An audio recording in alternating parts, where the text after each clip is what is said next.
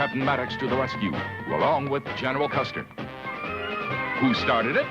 Ferocious Chief Geronimo on his horse Comanche, each figure complete with up to 31 pieces of authentic gear. And look how you can pose Comanche. Get the best of the West by Marx.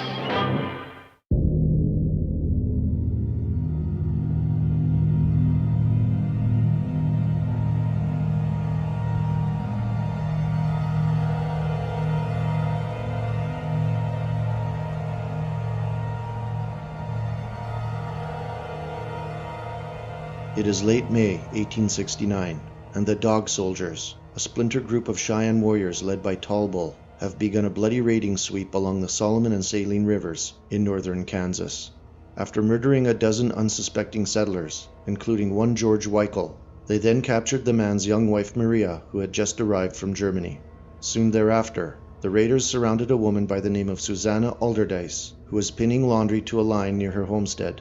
They slew her two eldest children, then carried the pregnant mother and her infant daughter into captivity. Because of its continuous wailing, the Cheyenne later dispatched the baby and left its body for the coyotes. In response, Major Eugene Carr of the 5th Cavalry, guided by William F. Cody, set off in pursuit. Well into June, the column, which included a large party of Pawnee led by Majors Frank and Luther North, trailed the hostiles up the sandy Republican River and deep into Colorado Territory. On the 10th of that month, fresh signs indicated that the Cheyenne were not far off.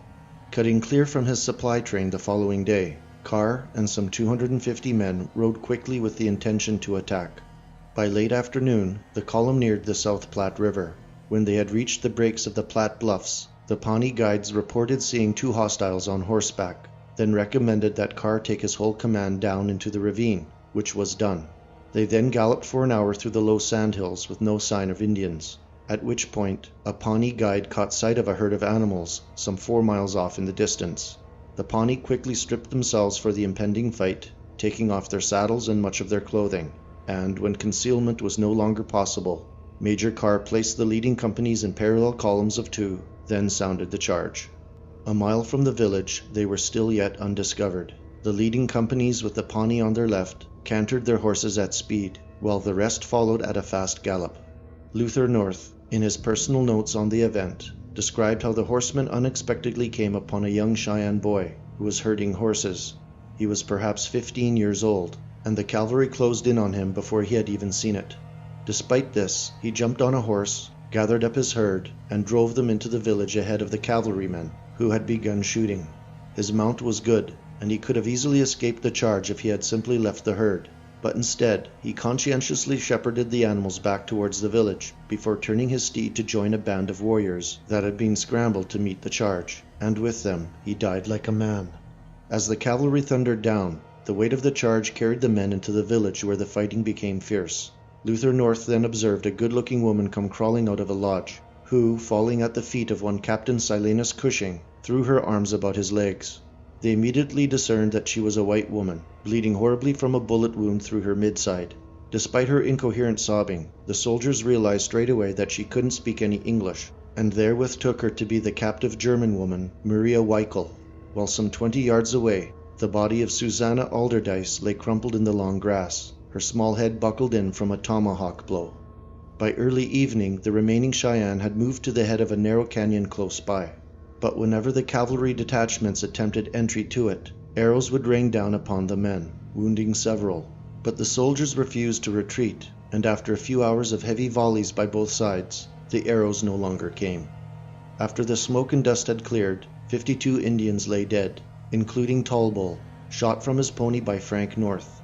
When William Cody brought the war chief's steed back to the Indian camp as a trophy of war, Tall Bull's wife gave a piercing shriek and began beating her breasts and face.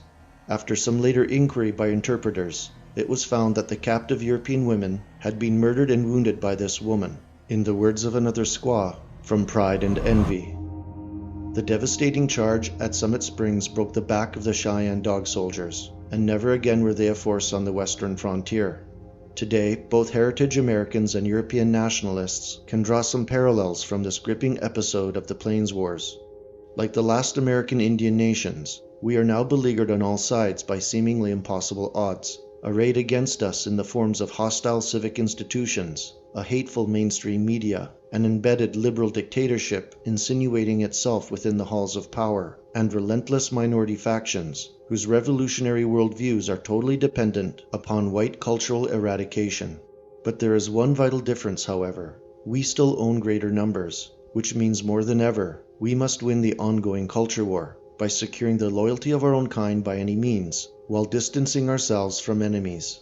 By examining the actions of the 5th U.S. Cavalry at Summit Springs, we must view this situation in a fundamental way.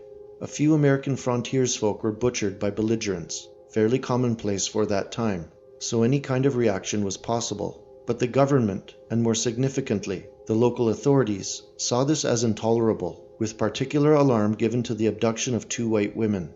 Thus, they spared no expense or manpower, and brought every political and military expediency to bear, in the hope of bringing justice to the slain.